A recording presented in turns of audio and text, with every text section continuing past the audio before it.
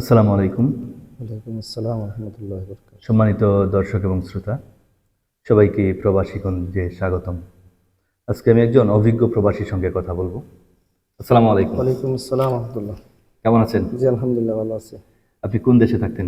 আমি সৌদি আরবে থাকতাম, কতদিন? 13 বছর ছিলাম। সৌদি আরবে 13 বছর ছিলেন, দীর্ঘ জীবন। জি আলহামদুলিল্লাহ। আচ্ছা, আপনি নতুন যারা বিদেশে যেতে চায়, সৌদি আরবে আমাদের দেশ থেকে প্রচুর পরিমাণে মানুষ যায়। জি। তো সৌদি আরবে কোন সব বিষয় নিয়ে আমাদের নতুন যারা বিদেশ যাচ্ছে তারা যেতে পারে, এ ব্যাপারে আপনার অভিজ্ঞতার আলোকে একটু পরামর্শ দিবেন। আলহামদুলিল্লাহ, আমি যখন বিদেশ গেলাম তখন আমি মালিকানাধীন বিদেশ গেছিলাম। আর মানুষ যখন বিদেশ যাবে তখন একটা কথা আছে, ইন্নাল্লাহ মাস সাবিরিন, কারণ সুবুর দূরে থাকতে হবে। 1 নম্বর, আমি প্রথম বছর যাওয়ার পরে দীর্ঘ 2 মাস 16 দিন সৌদি আরবে কোনো কাজকর্ম করি নাই, অপেক্ষা করছিলাম। আল্লাহ তাআলা আমাকে সেই রিজিকের ব্যবস্থা করে দিয়েছে।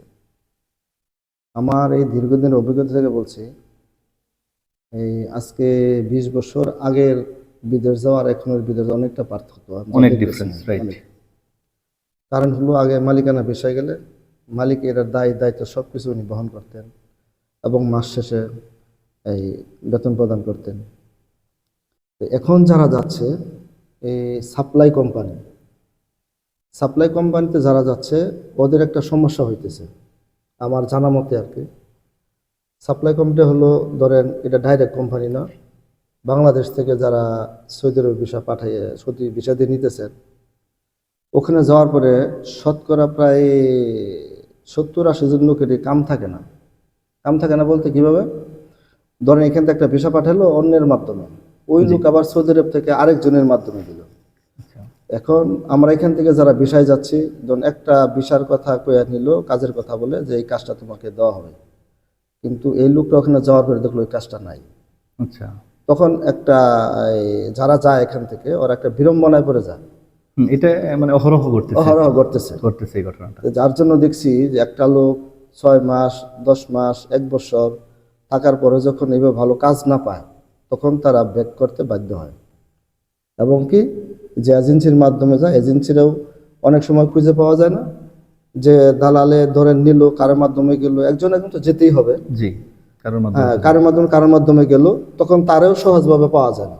আচ্ছা। তখন কিন্তু এখানে কাজ না পাওয়ার পরে একটা লোক দীর্ঘদিন থাকার পরে ওই লোকটা দেশে ফিরতে বাধ্য, তখন কিন্তু অনেক কষ্ট হয়। যেমন মনে করেন 4 লাখ 5 লক্ষ টাকা খরচ করে সে গেল, 1 বছর 6 মাস 18 মাস 2 বছর রইল, সে দেখলো যে তার ওই টাকাই সে তুলতে পারছে না যেটা সে খরচ করে গেল। এখন আমাদের একটা করণীয় হলো, যারা আমরা এখান থেকে যাই, যেন ডাইরেক্ট ভিসা, ডাইরেক্ট কোম্পানি, এরকম কিছু কোম্পানিতে গেলে আমার মনে হয় সবচেয়ে ভালো হয়। কোন বিষয়গুলো সেগুলো? এগুলো হলো ধরেন ফয়সালার হারবি, আর বিভিন্ন কোম্পানি আছে, সাপ্লাই না, সাপ্লাই বিষয়ে যাওয়া যাবে না সাপ্লাই বিষয়ে গেলে একটা সমস্যা। কিন্তু একজন কর্মী বুঝবে কিভাবে যে এটা সাপ্লাই বিষয়? এটা বোঝাটা অনেক কঠিন, কারণ এজেন্সির মালিকের কাছে গেলে ওরা কখনো বলে না যে এটা সাপ্লাই বিষয়, ওরা বলে যে ডাইরেক্ট বিষয়। এটা ধরারও ভয় নাই, বলারও ভয় নাই। বিষয়ের তো বিভিন্ন রকম নাম আছে। হ্যাঁ, বিভিন্ন রকম নাম আছে, যেমন আপনার আল হারবি আছে, তারপরে আরো বিভিন্ন কোম্পানির নাম আছে। এগুলো আসলে এই নাম ব্যবহার করে অনেকে আমরা দেখতেছি যে ওই আসল যে কোম্পানির খোঁজ পাওয়া অনেক কঠিন, অনেক কঠিন। আর যদি মনে করেন যে আমরা মালিকানা বিষয়ে যাই, তাহলে যিনি মালিকানা হলো একটা, যেমন আমি যে মালিকের কাছে গেছিলাম, একটা সৌদি ডাইরেক্ট, এখন সৌদি মনে করেন আমাকে যে কোনো কাজ সে করাইতে পারবে, আমি যে কোনো কাজ করতে বাধ্য।